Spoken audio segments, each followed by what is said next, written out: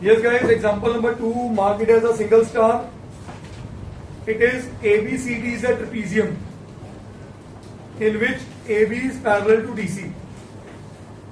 E and F are points on non-parallel sides AD and BC respectively, such that EF is parallel to AB. Show that AE over ED is equal to BF over FC.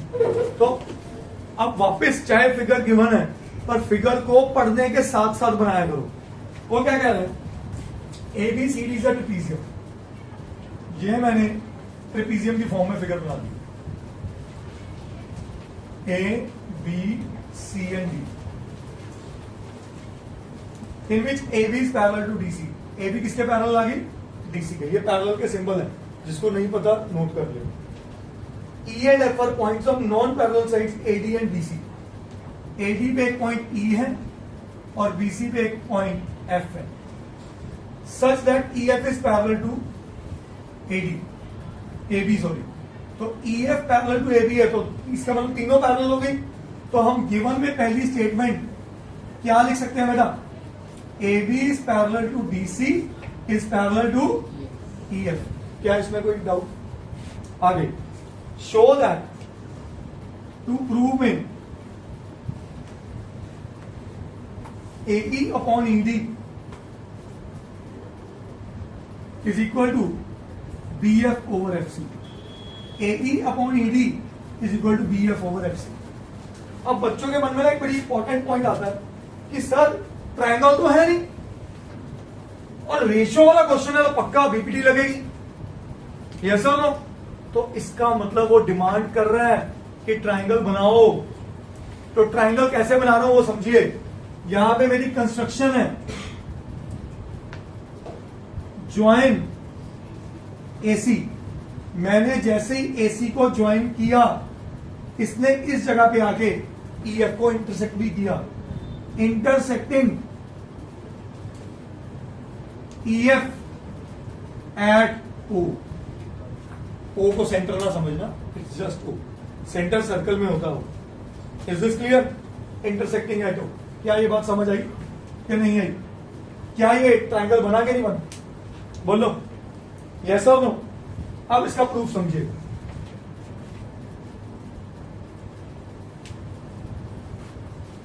In triangle ADC EO is parallel to DC. बताओ reason. EO parallel to DC क्यों है? क्योंकि EF parallel to DC है, तो उसका हिस्सा parallel होगा. Because EF parallel to DC. क्या ये बात समझ आई? Therefore AE upon ED is equal to AO upon OC. क्या सब लोग एग्री कर गए? This upon this is equal to this upon this. क्या लगाया मैंने? बीपीटी.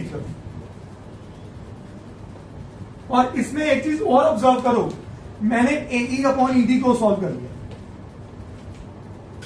जो प्रूफ का LHS था वो सॉल्व कर लिया. क्या ये बात सबको समझ आई या नहीं है? बोलो. क्या इस फिगर में एक और ट्रायंगल भी दिख रहा है? कौन सा दिख रहा है? सो इन ट्रायंगल ABC. अब इस ट्रायंगल को इधर से देखो, उल्टा देखो. क्या मैं लिख सकता हूं OF is parallel to AB? OF is parallel to AB. क्यों? क्योंकि EF पूरी पैरेलल टू AB है. OF उसका हिस्सा ही है ना, पार्ट्स ऑफ पैरेलल लाइंस. ठीक है? Because EF is parallel to AB. So अगर ये है तो this upon this is equal to this upon. क्या ये बात एग्री करते हो सब? So therefore OC upon AO is equal to CF upon BF. यहां पे फिर से क्या लगा दी? बीपीटी. श्योर? श्योर.